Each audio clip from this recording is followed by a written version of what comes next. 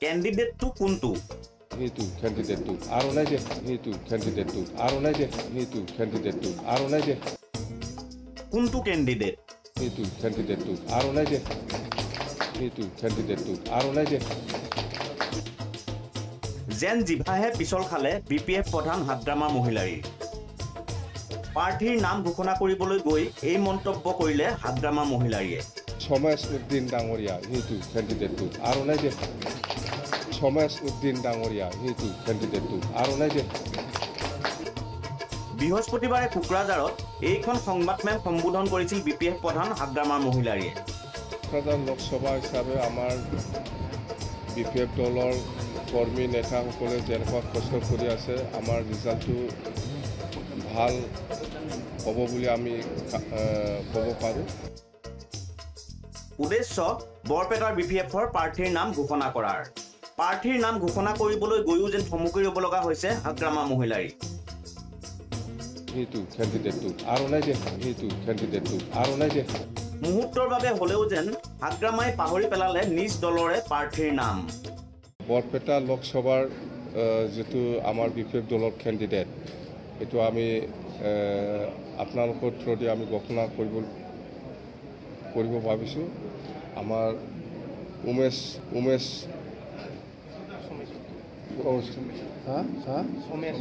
সমাজ উদ্দিন ডাঙৰীয়া সেইটো ক্যান্ডিডেটটো আৰু নাই যে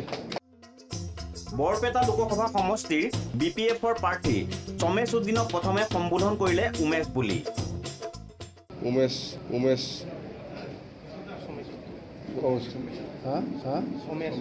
সমাজ উদ্দিন ডাঙৰীয়া সেইটো ক্যান্ডিডেটটো আৰু নাই যে পিছত যেনিবা কাষত বহি থকাজনে পৰাই দিলে হাগ্ৰামা মহিলাৰী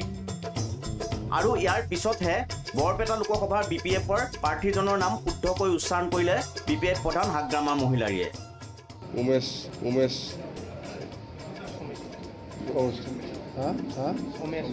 সমাজ উদ্দিন ডাঙৰীয়া সেইটো ক্যান্ডিডেটটো আৰু নাই যে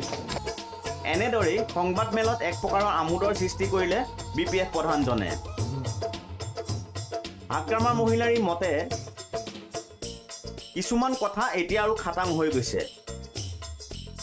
কি কথা খাটাং হৈ গৈছে সেয়া শুনক হাগ্ৰামাৰ মুখেৰেই কোকৰাঝাৰ লোকসভাটো জিকাটো খাটাং হৈ গ'ল জানক আমাৰ বিপিএফ দলৰ পজিশ্যনটো খুব ভাল এতিয়া কোকৰাঝাৰ লোকসভা আৰু দৰং ওদালগুৰি লোকসভাটো সেইখিনি কথা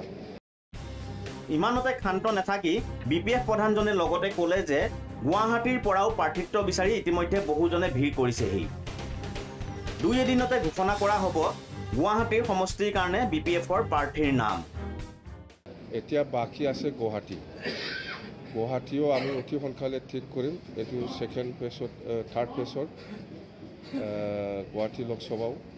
কেণ্ডিডেট আহি আছে কিন্তু আমি ঠিক কৰিব পৰা নাই পচন্দমতো আমি কেণ্ডিডেট পোৱা নাই সেইকাৰণে আমি ঠিক কৰিব পৰা নাই এইখিনি কথা কোকৰাঝাৰৰ পৰা ভোম ব্ৰহ্মৰ ৰিপৰ্ট প্ৰথম খবৰ